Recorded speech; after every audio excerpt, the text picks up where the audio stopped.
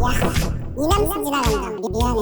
난 널 친구 이상으로 생각한 적이 없어. 난가? 여러분들은 매력적이신가요? 여기 아무도 없어요? 죄송합니다. 한번 이번 기회에 저랑 같이 매력적인 사람 특징을 같이 공부해보는 거 어떠신가요? 무슨 자격으로 하냐고요? 저로 말할 것 같으면 25살 모쏠 이론고수 마법사 직전 그만하겠습니다. 저 말고 인간관계 전문가 데일 카네기 선생님이 알려주는 거니 저를 믿지 마시고 카네기 선생님을 믿어보세요. 어떤 옛날 미국의 시카고 대학과 YMCA 연합학교는 성인들이 무엇을 배우고 싶어 하는지 알아보기 위해 설문조사를 했습니다. 조사에는 25,000달러가 소요되었고 2년이라는 시간이 걸렸죠. 이 설문에 따르면 성인들의 가장 중요한 관심사는 건강이었고 그 다음이 바로 오늘의 얘기 사람이었죠. 어떻게 다른 사람을 이해하고 그들과 사이좋게 지낼 것인가, 더 나아가 어떻게 당신을 좋아하게 만들 수 있을까 등이 주요 관심사였죠. 이것을 깨달은 데일 카네기 선생님은 이런 니즈를 위해 책을 한 권 쓰기로 했죠. 그게 바로 인간관계의 법칙입니다. 영상에 들어가기 앞서 데일 카네기 선생님의 말 한마디만 전하겠습니다. 혹시 당신이 이 책의 처음 3장을 읽고 난 다음에도 삶에서 마주하는 다양한 상황에 대처하는 능력이 조금이라도 길러지지 않았다면 적어도 당신에 한해서 이 책은 전혀 쓸모없는 책이라고 나는 생각한다. 영국 사상가 허버트 스펜서가 말했듯이 교육의 가장 커다란 목적은 지식이 아니라 행동이기 때문이다. 이 책은 행동을 위한 책이다. 여러분은 사람을 어떻게 다뤄야 된다고 생각하시나요? 당근과 채찍이지. 아니면 충고를 해줘야지. 나 때는 말이야.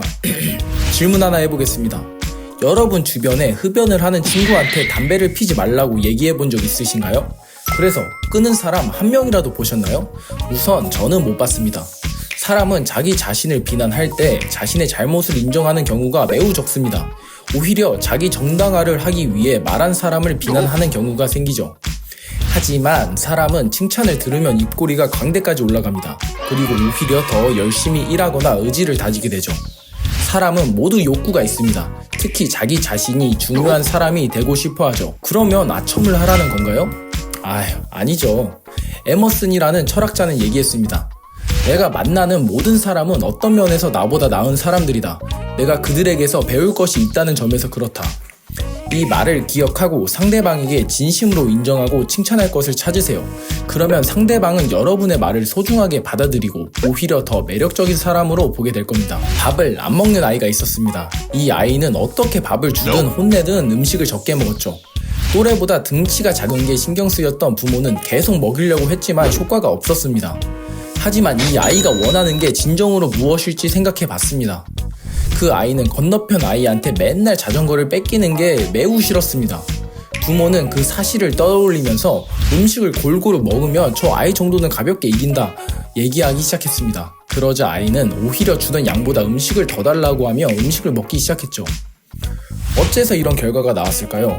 그건 바로 행동은 내가 원해서 한 행동이기 때문입니다. 무슨 소리야 임마.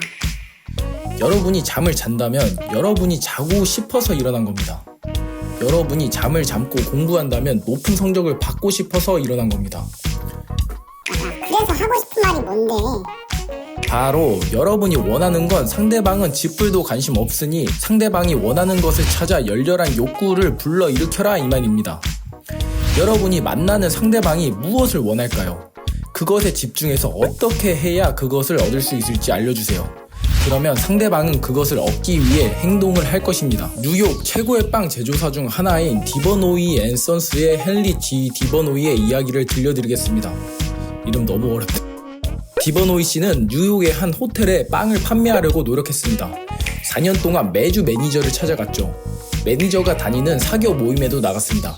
심지어 호텔에 투숙해서 살기도 했습니다. 다 빵을 팔기 위해서였죠. 하지만 실패했습니다. 여기서 깨달음을 얻은 디버노이 씨. 차라리 이 사람이 어디에 관심을 갖는지 그의 마음을 사로잡고 있는 게 뭘까? 그걸 찾자. 그 후 디버노이 씨는 매니저가 미국 호텔의 연합 모임에 나가는 것을 알게 되었습니다. 그분은 그 모임에 나중에 회장이 될 정도로 관심을 많이 갖고 있었죠. 그래서 디버노이는 다음에 매니저를 만날 때 그 모임에 대한 이야기를 꺼냈습니다. 그러자 그 모임에 30분을 얘기하며 기버누이 씨에게 그 단체 회원권을 팔았습니다. 놀라운 일이 일어났습니다. 빵에 대해선 단 한마디도 하지 않았는데 며칠 후 그 호텔 직원이 샘플과 가격표를 가지고 오라고 연락이 온 거죠. 그러면서 직원이 말했습니다. 우리 매니저님께 무슨 짓을 했는지 알 수 없지만 매니저는 당신에게 넘어간 것 같아요. 왜 이런 일이 일어났을까요? 바로 다른 사람의 관심사에 맞춰 이야기했기 때문입니다. 여러분도 상대방의 취미, 관심사, 자랑거리가 뭔지 알고 이야기를 은근슬쩍 꺼내보세요. 그러면 상대방은 여러분에게 말할 기회도 주지 않으면서 열정을 다해 얘기를 할 겁니다. 그리고 집에 가면서 대화가 즐겁고 좋은 사람으로 여러분을 기억하게 될 겁니다. 23명에 달하는 여성들의 마음을 훔친 매력가이가 있었습니다. 중혼으로 유명한 그 사람을 도로시 딕스라는 사람이 인터뷰했습니다. 그는 23명의 여성들의 마음과 재산을 어떻게 사로잡았는지 물었죠. 그는 속임수는 전혀 쓰지 않았고 그저 여성들에게 그녀 자신에 대해 이야기하게 해준 것이 전부라고 말했습니다.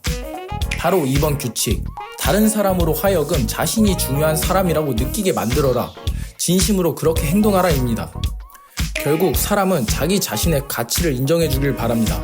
자신의 취미, 수집품 등을 알아주고 인정하는 것만으로도 상대방의 호감을 살 수 있습니다. 잠만, 너 지금 계속 같은 얘기하는 거 아니야? 들켰다. 여기까지 영상을 보신 여러분은 한 가지 느꼈을 겁니다. 바로 여러분이 맞췄습니다. 계속 비슷하고 당연한 얘기를 하고 있다는 걸요. 결국 결론은 상대방을 가치 있는 사람으로 만들어라입니다. 시간은 금인데 너 지금 뭐하냐? 잠시만 더 들어보세요. 여러분은 상대방에게 충고나 비판을 하지 않나요? 저는 때때로, 아니 많이 하는 것 같습니다.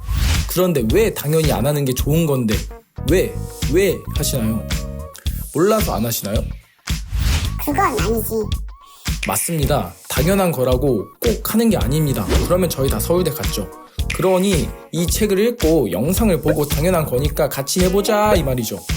어차피 CR도 안 먹힐 충고와 비난을 멈추고 같이 상대방을 어떻게 가치 있게 만들까 고민해보는 건 어떨까요? 그러면 미소와 호감을 살 수 있을 겁니다.